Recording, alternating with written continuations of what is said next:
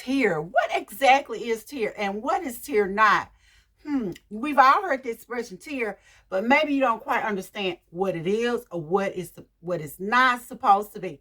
Hi, I'm the one that shoots with 2Q Classrooms, and this is my space for fellow teachers, homeschool moms, and homeschool dads. And today we're going to be talking about tier. What is tier or what is tier not? Let's begin with what tier actually is. Tier is actually the levels in which our students come to us, in which they need help with, or they just sort of migrate through our educational program. Our students begin on level 1. They begin at tier 1. This is where they're in a whole group. They're working with the teacher. They're doing their regular assignments. No big deal. But once they begin to struggle and they fall behind, then they're bumped down to tier 2.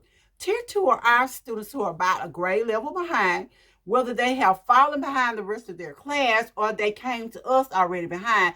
Then they begin at tier 2. That means they are pulled out. They're in a little more, a smaller group. The teacher works with them a little more intensely, and she's trying to build those skills, those foundational skills that are missing in order to bump them back up to tier 1. Sometimes our students are not successful at tier 2. Then they're bumped down to tier 3. I happen to be an academic interventionist, and that's my job. I deal with students who are on tier 3.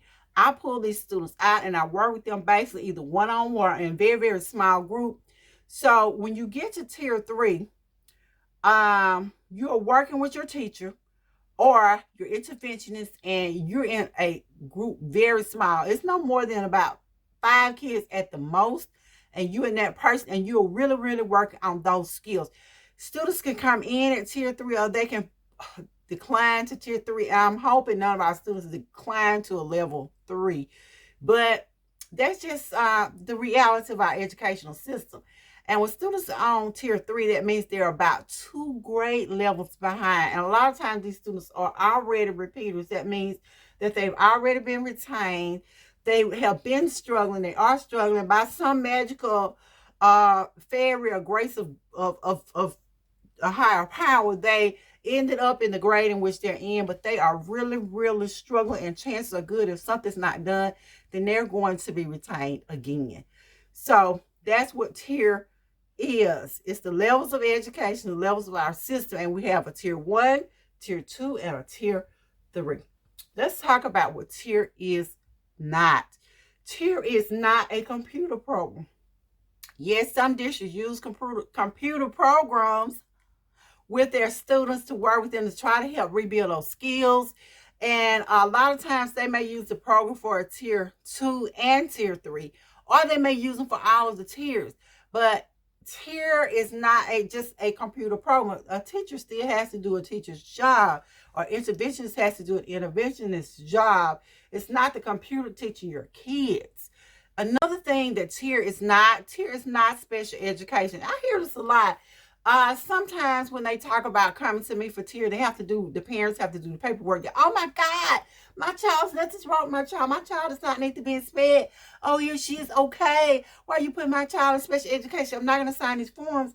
But that's not what tier is. Tier, especially if they're in tier 2 and tier 3, that's not special education. Now, sometimes a student has gone down to tier 3 and continues to struggle and continues to need help. And it's noted by the teacher and by the interventionist and some more people that the child continues to struggle and it seems to be a learning disability. Then yes, they may be referred to a special education program. But tier is not special education. It is the teacher work or the interventionist or both working with a student to help them get caught up on where they are behind. The next thing that tier is not a child being pulled out of their regular classes all day to sit with either a different teacher or an interventionist to babysit them, or because they're, that's not what tier is. Tier is that student still goes to their regular classes with their regular classmates, but at some point during the day, they're either with the teacher or with the interventionist or with someone that's working with them in small group to help them get caught up or to work on those foundational skills. Tier is not your child or a child being bumped down a grade or two so that they can get caught up. I had a teacher suggest to me one time, this was a novice teacher, and I do understand that she didn't know. She suggested, well, that her student be pulled out of her regular classroom and sent down about 2 grades to sit in the other class till they got caught up. Well, one, that student is not going to get caught up by sitting in a class that's 2 grade levels below where they're supposed to be. Because let's say the child is in 4th grade. The child is in 4th grade. They're functioning on 2nd grade level. We cannot pull that student out and go sit them in a 2nd grade classroom all day and wait till they get caught up, because they're not going to get caught up. 2nd grade is going to teach 2nd grade skills. And it's understandable that the child is on 2nd grade level, but reality is he or she is in the 4th grade. So they still have to be exposed to that 4th grade material along with the extra. That's why they're being provided with the extra help, the extra assistance. And reality is that a lot of students are not going to catch completely back up, especially if they're at tier 3. If they're at that lower level, chances are good they're not going to catch all the way back up. Not saying that they can't. It's doable, but chances are pretty good that they'll make gains. They'll probably go up a level or a level and a half, but most of the time they're not going to completely recover those 2 levels in just a regular school term. So now we've talked about what tier is. We've talked about what tier is not. I hope we all understand what tier actually is.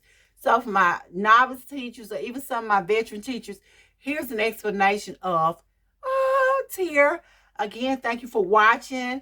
Please give my video a thumbs up. Please like it. Please leave any comments that you may have in the comments section below.